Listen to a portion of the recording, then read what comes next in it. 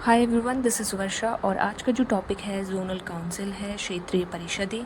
ये UGC net का बहुत ही इम्पॉर्टेंट टॉपिक है भाई, इससे क्वेश्चंस आते हैं। तो मैं आपको ये कवर करवाने वाली हूँ थ्रू माय नोट्स। उससे पहले मैं एक छोटी सी स्टोरी बताती हूँ। मान लीजिए एक बिल्डिंग है, उसके अंदर हमारे जो जितने भी स्टेट्स हैं इंडिया के, वो रह रहे हैं डिफरेंट डिफरेंट फ्लैट्स में। सेंट्रल गवर्नमेंट जो है उस बिल्डिंग को मैनेज करती है। अब जो डिफरेंट डिफरेंट स्टेट्स हैं वो एक डिफरेंट डिफरेंट फ्लैट्स में रह रहे हैं एज अ फैमिली। तो कई बार अब जब साथ में रह रहे हैं तो इश्यूज़ भी क्रिएट होंगे, मान लो पानी की समस्या हो गई या ट्रांसपोर्ट कुछ भी। तो उस चीज़ को मैनेज करने के लिए हमने क्या करा कि सबकी एक मीटिंग बुला ली कि भाई चलिए, जैसे तारक मेहता का उल्टा चश्मा में डिफरेंट डिफरेंट फ्लैट्स में डिफरेंट डिफरेंट लोग रहते हैं, तो उनको अगर कोई प्रॉब्लम होती है तो वो मीटिंग, जैसे भीड़े बार बार मीटिंग बुला लेता है, तो वैसे ही जो वो मीटिंग बुलाते हैं उसे ही हम एक जोनल काउंसिल कहते हैं।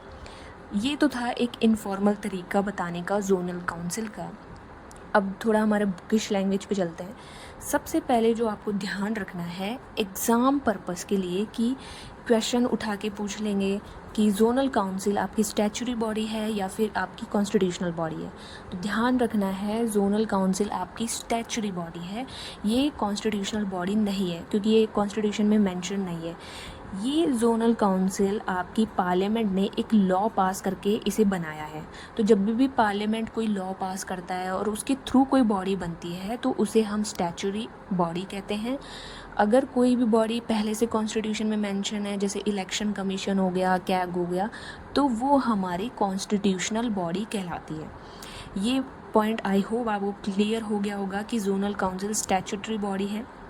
दूसरा, establish by an act of parliament. जैसा कि मैंने बताया कि ये पार्लियामेंट के एक्ट से बनाई गई है, और वो एक्ट क्या है? State reorganisation act of 1956। Very very important, ये भी क्वेश्चन में पूछ लिया जाएगा। इस एक्ट के थ्रू जोनल काउंसिल्स बनाई गई है। क्यों बनाई गई है ये जोनल काउंसिल्स? क्या ज़रूरत है? ताकि हम कोऑर्डिनेशन जो है हमारे डिफरेंट डिफरेंट स्टेट्स के बीच में उसको इम्प्रूव कर सकें। तो India was divided into zones and this act divided the country into 5 zone. 5 zone जैसे northern, central, eastern, western, southern. अब ये जोन्स हमने क्यों बनाए, क्या ज़रूरत थी इनकी बनाने की? तो पहला पॉइंट है कि natural division of the country. Natural division यानी कि जैसे कि हमें पता है कि हमारा जो प्यारा भारत है, उसका जोग्राफिकली अगर हम देखें तो कहीं पे माउंटेन्स आपको मिलेंगे, कहीं प्लेन्स मिलेंगे, डेज़र्ट है, कोस्टल रीजन है। तो हिमालय एरियाज़ का अलग नेचर है, डेज़र्ट का अलग चल रहा है, यानी राजस्थान के प्रॉब्लम्स अलग हैं, कोस्टल स्टेट्स की प्रॉब्लम अलग है। तो गवर्नमेंट ने जोग्राफ़ी को ध्यान में रखकर हमारे जो है रीजन्स, जो जोन्स हैं, वो क्रिएट किए हैं। दूसरा, river system and means of communication.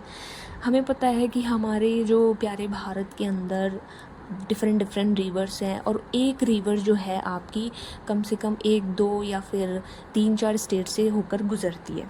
ठीक है, तो गुज़रती है तो स्टेट्स जो है sharing river and transport network should coordinate. तो एक ही स्टेट्स, अगर एक ही रिवर कई स्टेट से गुज़रती है तो सबको मिलकर पानी मैनेज करना पड़ेगा। जैसे कि आपने है ना न्यूज़ में भी बहुत देखा होगा कि कृष्णा, कावेरी, गोदावरी, इनके डिस्प्यूट्स चलते रहते हैं। तो उन सबको भी सॉल्व करने की क्या है, नीड है। तो इसीलिए इस बेसिस पे जोन्स जो हैं हमारे बनाए गए। दूसरा बेसिस क्या है? Cultural and linguistic affinity. Cultural and linguistic affinity यानी कि हमें पता है कि स्टेट्स जो हैं हमारे सिमिलर कल्चर्स हैं, सिमिलर लैंग्वेजेस हैं, तो उनको एक ग्रुप में रख दिया गया। जैसे कि साउथ इंडियन, जो हमारे साउथ इंडियन स्टेट्स हैं उनका एक अलग जो है वो जोन क्रिएट कर दिया गया। तो जिन स्टेट्स की कल्चर और लैंग्वेज मिलती जुलती है उन्हें एक जोन में रखा गया। चौथा है रिक्वायरमेंट्स ऑफ इकोनॉमिक डेवलपमेंट।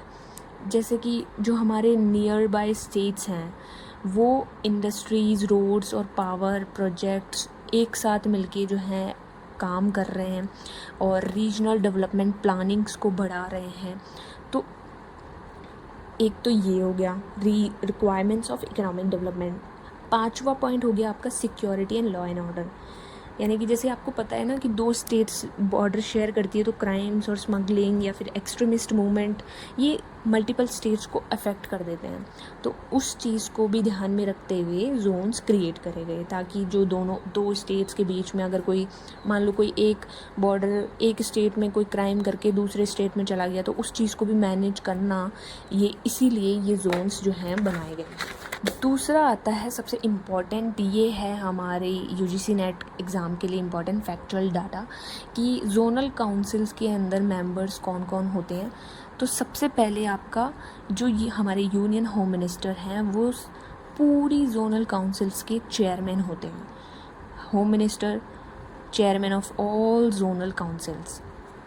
दूसरा, chief minister of all states in the zones, यानी कि हर एक जोन में जितने भी स्टेट्स हैं 28 स्टेट्स, उनके चीफ मिनिस्टर्स मेंबर होंगे, प्लस हर एक स्टेट के 2 अदर मिनिस्टर्स भी होंगे। जैसे राजस्थान है, राजस्थान के चीफ मिनिस्टर्स प्लस उसके अलावा 2 अदर मिनिस्टर्स। ऐसे ही मान लो कोई जोन में अगर यूटी आती है तो उस यूटी के एडमिनिस्ट्रेटर, जोन में जो यूटी है उनके एडमिनिस्ट्रेटर या फिर लेफ्टिनेंट गवर्नर भी मीटिंग में आते हैं। दूसरा इम्पॉर्टेंट पॉइंट यहाँ पे ये है एडवाइज़र्स। ये तो मेंबर हो गए, इनके अलावा एडवाइज़र्स भी होते हैं। एडवाइज़र्स का क्या काम है कि ये सिर्फ डिस्कस करेंगे, ये सिर्फ एडवाइस देंगे, लेकिन इनके पास वोटिंग राइट नहीं होता है। इनके पास वोटिंग राइट नहीं होता है, very important for your UGC net exam. दूसरा, जो हमारी प्लानिंग कमीशन है जिसका नाम चेंज करके हमने नीति आयोग कर लिया है, वो अपना एक रिप्रेजेंटेटिव भेजती है। हर स्टेट का चीफ सेक्रेटरी जो हाईएस्ट सिविल सर्वेंट है हर स्टेट का, वो इसमें होता है एडवाइज़र्स में। Development commissioner of each state, जो हमारे डेवलपमेंट कमिश्नर है हर एक स्टेट का, वो यानी इनका काम क्या होता है कि जो भी डेवलपमेंट प्लानिंग है, कोऑर्डिनेशन है, उनको उन सब प्लान्स के बारे में बताना। ठीक है।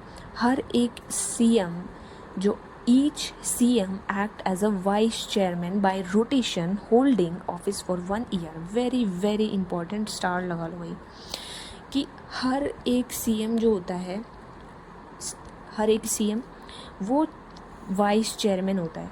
अब यहाँ पे हर साल अलग स्टेट का CM वाइस चेयरमैन बनता है, यानी रोटेशन, जो ये रोटेशन वाला है ना, एक साल कोई एक वाइस चेयरमैन होगा किसी एक स्टेट का, फिर रोटेशन होगा, फिर दूसरा CM होगा वाइस चेयरमैन, ऐसे करके रोटेशन चलता रहता है। मेन एम क्या है जोनल काउंसिल का? To promote corporation and coordination between states, UT and centre. ठीक है। ये क्या इशू डिस्कस करते हैं जब मीटिंग होती है, तो वहाँ पे क्या डिस्कशन किया जाता है? वहाँ पे डिस्कशन होता है इकोनॉमिक एंड सोशल प्लानिंग से रिलेटेड, लिंग्विस्टिक माइनॉरिटीज़ यानी कि अगर लैंग्वेज रिलेटेड इशू है तो वो डिस्कशन होता है, बॉर्डर डिस्प्यूट्स है तो वो डिस्कस किया जाता है, इंटर स्टेट ट्रांसपोर्ट अगर कोई इशू है तो उस चीज़ से रिलेटेड डिस्कशन होगा। इम्पॉर्टेंट पॉइंट यहाँ पे क्या है कि ये सिर्फ और सिर्फ एडवाइजरी बॉडी है। ये ना तो आपकी देखो, ना तो ये एग्जीक्यूटिव बॉडी है, ना ये जुडिशल बॉडी है, ये सिर्फ एडवाइजरी बॉडी है।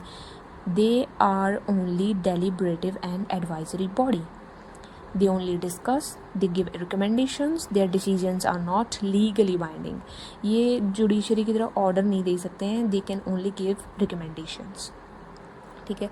ऑब्जेक्टिव्स क्या हैं जोनल काउंसिल्स के? इमोशनल इंटीग्रेशन, यानी कि स्टेट्स के बीच में एक नेशनल यूनिटी वाली फीलिंग को क्रिएट करना, कि हम सब एक, सबसे पहले स्टेट्स में ऐसा होता है कि मैं राजस्थान से हूँ, मैं महाराष्ट्र से हूँ, मैं तमिलनाडु से हूँ। ठीक है, आप हो, अच्छी बात है, लेकिन सबसे पहले आपके अंदर आना चाहिए we the people of India, India वाली जो फीलिंग आनी चाहिए। दूसरा, स्टॉप रीजनलिज्म, यानी कि वो हो गया ना कि जैसे मेरा स्टेट ही बहुत इम्पॉर्टेंट है वाली सोच को हमें कम करना है। यानी कि जैसे अभी तमिलनाडु में लैंग्वेज से रिलेटेड हमारी लैंग्वेज अच्छी है, महाराष्ट्र में भी अभी बहुत ज़्यादा चला था, तो ये वाली चीज़ ख़त्म करनी है। दूसरा, remove the effects of separation, यानी कि जो सेपरेशन के बाद में जो भी डिफरेंस हुए, जो भी डिफरेंस क्रिएट हो गए, उसको कम करना। Help newly reorganise state work together, कोई भी जैसे तेलंगाना था, आंध्र प्रदेश और तेलंगाना, तो आपस में मिलकर जो है काम करना ये। दूसरा, सेंटर स्टेट कॉरपोरेशन, इस चीज़ को बढ़ाना कि आपस में सेंटर और स्टेट के बीच में कॉरपोरेशन बढ़े। एक्सचेंज आइडियाज़, जैसे कि हमारा जो केरला की जो हेल्थ पॉलिसी है, हमने वहाँ से उठाया, वहाँ से आइडिया लिया, तो हमने हमारे स्टेट में इम्प्लीमेंट किया। ऐसे ही तमिलनाडु का मिड डे मील, तो हमें अच्छी लगी वो स्कीम, तो हमने हमारे स्टेट में भी इम्प्लीमेंट करी। तो इस तरीके से आइडियाज़ को एक्सचेंज करना, अपने एक्सपीरियंस को शेयर करना जो भी है। दूसरा कि मेजर डेवलपमेंट प्रोजेक्ट्स, जो बड़े बड़े डेवलपमेंट प्रोजेक्ट्स हैं उनको मिलकर इम्प्लीमेंट करना।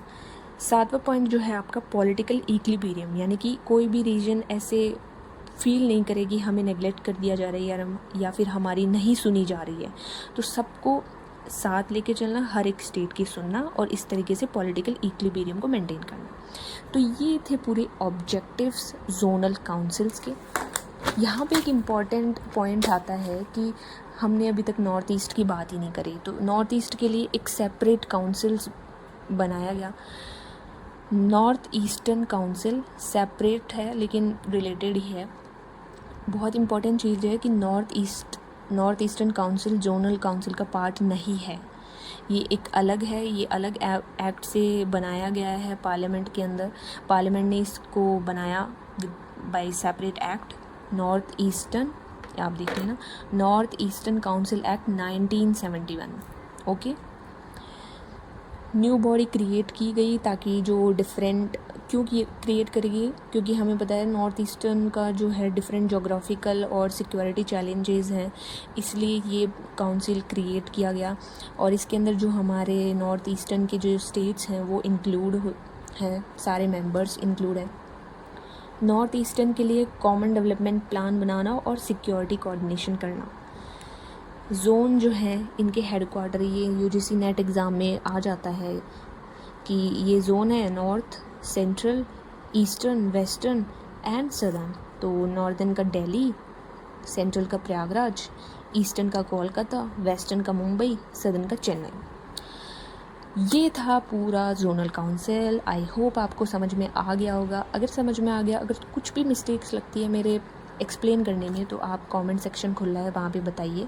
अच्छा लगता है तो भी आप बताइए। Thank you everyone.